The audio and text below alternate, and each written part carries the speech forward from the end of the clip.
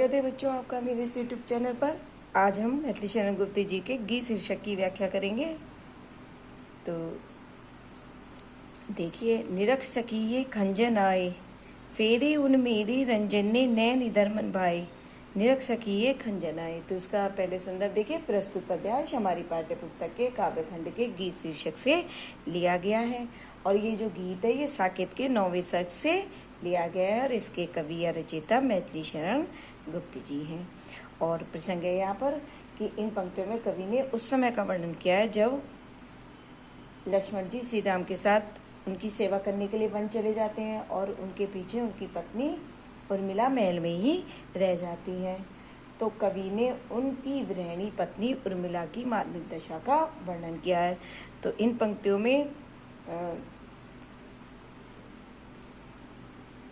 पंक्तियों में यह है कि वर्षा ऋतु समाप्त हो चुकी है और शरद ऋतु आरंभ हो रही है। तो विरहिणी जो उर्मिला है शरद ऋतु का स्वागत करते हुए कहती है, निरख सखिए खंजन आए। निरख मतलब देखो, खंजन होते हैं एक विशेष पक्षी जिसके जो नेत्र हैं बहुत सुंदर होते हैं। तो उर्मिला अपनी सखी से कहती है कि देखो सखी, ये खंजन पक्षी इधर आ गए हैं। फेरे उन मेरे रंजन ने, रंजन आनंद देने वाले यानी प्रियतम, फेरे मतलब उन घुमाए, नयन नेत्र इधर मन भाए, मन को भाने वाले यानी प्रियतम। तो वो कहती हैं कि ऐसा लगता है कि जैसे प्रियतम ने इन खंजन पक्षियों के रूप में मुझे सुंदर लगने वाले अपने नेत्र मेरी ओर फेर दिए हैं यानी मेरी ओर घुमा लिए हैं। फैला उनके तन का आतप, तन मतलब शरीर, आतप गर्मी, मन से सर सरसाए, सर मतलब सरोवर। तो उर्मिला कहती है कि चारों ओर धूप के रूप में मेरे पति ने, चारों ओर धूप के रूप में प्रियतम के शरीर की गर्मी फैली हुई है और उनके मन की सरसता को देखकर मेरा मन प्रसन्न हो उठा है। घूमे वे इस ओर यहाँ वहाँ, ये हंस यहाँ उड़ छाए। घूमे वे इस ओर वहाँ, वहाँ वन में प्रियतम घूम रहे होंगे और उनके चलने की याद, मतलब उनकी मंद मंद गति की याद दिलाने के लिए ये हंस उड़कर यहाँ पर आ गए हैं। करके ध्यान आज इस जन का, इस जन यानी उर्मिला अपने लिए कह रही है। तो वो कह रही है कि प्रियतम वन में मेरी याद करके निश्चय वे मुस्काए होंगे। तो प्रियतम वन में मेरी याद करके अवश्य मुस्कुराए होंगे। फूल उठे हैं कमल अधर से यह बंदूक सुआए। फूल उठे हैं यानी कह रही है तभी तो यहाँ ये कमल खिल उठे हैं और लाल रंग के बंदूक के फूल मेरे प्रियतम के अधर यानी होंठ, अधरों के समान सुंदर लग रहे हैं। स्वागत स्वागत शरद भाग्य से मैंने दर्शन पाए। तो उर्मिला कहती है कि हे शरद ऋतु, तुम्हारा स्वागत है, स्वागत है। भाग्य से मैंने दर्शन पाए यानी मैंने बड़े भाग्य से आज तुम्हारे दर्शन पाए हैं। नभ ने मोती वारे लो, नभ मतलब आकाश। तो वो कहती हैं वारे न्यौछावर किए। तो वो कहती हैं कि आकाश ने तुम्हारे स्वागत में ये अश्रु अर्घ भर लाए। तो कहती हैं कि नभ, आकाश ने तुम्हारे स्वागत में अश्रु आंसू, अर्घ, अर्घ होता है आंसुओं के जल से स्वागत करना यानी जल चढ़ाना। तो वो कहती हैं कि आकाश ने तुम्हारे स्वागत में ओस की बूंदों के रूप में असंख्य मोती न्यौछावर किए हैं। वो कहती है कि लो मेरे भी ये नेत्र तुम्हारे स्वागत के लिए आंसू रूपी अर्घ लेकर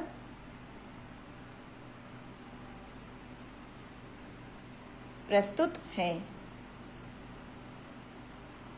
यानी वो भी अपने आंसुओं से उनको जो है क्या कर रही हैं, आंसुओं से उनको अर्घ दे रही हैं। तो काव्य का सौंदर्य है, भाषा शुद्ध परिष्कृत खड़ी बोली, अलंकार यहाँ पर रूपक का प्रयोग किया गया, शैली है मुक्तक, रस है यहाँ पर विपर्लव श्रृंगार, विपर्ल यानी वियोग श्रृंगार, और शब्द शक्ति लक्षणा और व्यंजना, छंद गेय पद है। तो पहला प्रश्न है इसका पाठ के नाम और कवि का क्या नाम है। और दूसरा प्रश्न देखिए, दूसरा प्रश्न आपको पता ही है व्याख्या आती है। उसके अलावा प्रश्न देखिए कि प्रस्तुत पद्यांश में विरहणी के रूप में किसे दर्शाया गया है। तो प्रस्तुत पद्यांश में विरहणी के रूप में उर्मिला को दर्शाया गया है। अगला देखिए, खंजन पक्षियों को देखकर उर्मिला को कैसा प्रतीत हो रहा है। तो खंजन पक्षियों को देखकर उर्मिला को ऐसा प्रतीत हो रहा है कि मानो आनंद देने वाले प्रियतम ने खंजन पक्षियों के रूप में उसके मन को सुंदर लगने वाले नेत्र उनकी ओर घुमा दिए हैं। तो अगला प्रश्न है, इन पंक्तियों में उर्मिला किसका स्वागत कर रही हैं। तो इन पंक्तियों में उर्मिला शरद ऋतु का स्वागत कर रही हैं। तो अब आगे देखिए, शिशिर ने फिर गिरी वन में, जितना मांगे पतझड़ दूंगी मैं इस निज नंदन में। तो इन पंक्तियों में विरहणी जो उर्मिला है वो शिशिर ऋतु को संबोधित करते हुए कहती है कि उर्मिला कहती है कि उर्मिला शिशिर ऋतु से प्रार्थना करते हुए कहती है कि हे शिशिर, तुम, गिरी मतलब पर्वत, तुम पर्वतों और वनों में मत घूमो। तो यहाँ वनों में मत घूमने से तात्पर्य है कि उर्मिला का तात्पर्य यह है कि वहाँ वन में मेरे प्रियतम दिन रात श्री राम की सेवा में लगे होंगे और तू अपनी सर्दी रूपी कठोरता से उनके कार्य में बाधा मत डाल।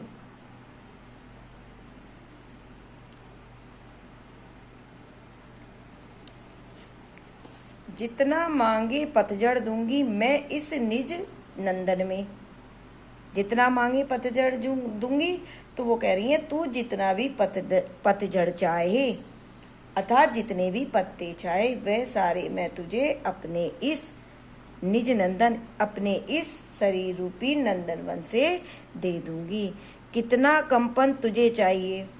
उर्मिला आगे कहती हैं कि हे शिशिर, यदि तुझे दूसरों को कपाना ही अच्छा लगता है तो तुझे जितनी भी कपकपी चाहिए ले मेरे इस तन से। तो कह रही है वह मैं मेरे इस शरीर से ले, अर्थात मैं अपने प्रियतम के विरह में इस शीत में निरंतर कांपती रहती हूँ। सखी कह रही पांडुरता, पांडुरता यानी पीलापन, और सखी मित्र हो गई, का क्या अभाव आनंद में। तो आनंद हो गया, अभाव हो गया कमी, और आनंद हो गया मुख। तो वो कह रही हैं, उर्मिला कहती है कि हे शिशिर, यदि तुझे पीलापन चाहिए, पीलापन अधिक पसंद है, तो तू उसे मेरे मुख से ले। सखी कह रही पांडुरता, तो कह रही है क्योंकि मेरी सखी कह रही है कि मेरे मुख में पीलेपन की कोई कमी नहीं है, अर्थात विरह के कारण मेरा मुख जो है पूरी तरह से पीला पड़ गया है।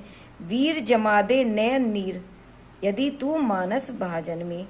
वीर जमा दे, वीर बंधु, नयन नेत्र, नीर जल हो गया, और मानस भाजन हो गया। मानस भाजन का मतलब है मन रूपी पात्र यानी बर्तन। तो वो कहती हैं कि वीर जमा दे नैन नीर। तो उर्मिला कहती हैं कि हे वीर, यदि तुम मेरे मन रूपी पात्र यानी मन रूपी बर्तन में मेरे आंसुओं को जमा दे। यदि तू, कहती है यदि तू मेरे मन रूपी बर्तन में मेरे आंसुओं को जमा दे, तो मोती सा मैं अकिंचना रखूं उसको मन में। अकिंचन यानी गरीब।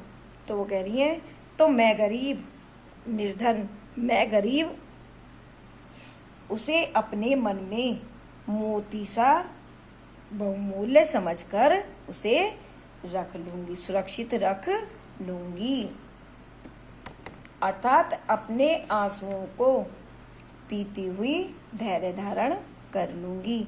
हंसी गई रो भी न सकूं मैं। उर्मिला कहती है कि मेरी हंसी तो चली ही गई है, क्या मैं अपने इस जीवन में मैं रो भी न सकूं। तो उत्कंठा है, उत्कंठा यानी जानने की इच्छा, आतुरता। तो वो कहती हैं कि तो उत्कंठा है देखूं फिर क्या हो भाव भुवन में। तो वो कहती हैं कि ऐसी स्थिति में मैं यह जानने के लिए आतुर हूं कि हंसना और रोना दोनों ही छिन जाने के बाद मेरे इस भाव रूपी संसार में, मेरे इस भावना रूपी संसार में फिर क्या हलचल शेष रह जाएगी। अर्थात मेरे हृदय में कौन सी भावनाएं उत्पन्न हो पाएंगी। तो इसका भी काव्यगत सौंदर्य है। भाषा शुद्ध परिष्कृत खड़ी बोली, रस विपल्लव श्रृंगार है, अलंकार मानवीकरण है। यहाँ पर इनमें रूपक का भी प्रयोग किया गया, उपमा का भी। छंद है गे पद, शब्द शक्ति, लक्षणा एवं व्यंजना। तो पहला प्रश्न आपको पता ही है, शीर्षक का नाम और कवि का क्या नाम है। तो शीर्षक का नाम है गीत है और कवि का नाम है मैथिली शरण गुप्त, जो कि साकेत के 9वें सर्ग से लिया गया है। तो इसका अगला प्रश्न देखिए, इसके बाद व्याख्या आती है। उसके बाद का प्रश्न देखिए कि शिशिर से अपने मुख के पीलेपन के बारे में उर्मिला उससे क्या कहती है। तो शिशिर से अपने मुख के पीलेपन के बारे में उर्मिला उससे कहती है कि हे शिशिर, यदि तुझे पीलापन अधिक पसंद है तो उसे मेरे मुख से ले लो, क्योंकि मेरी जो सखी है वो कह रही है कि मेरे मुख पर पीलेपन की कोई कमी नहीं है।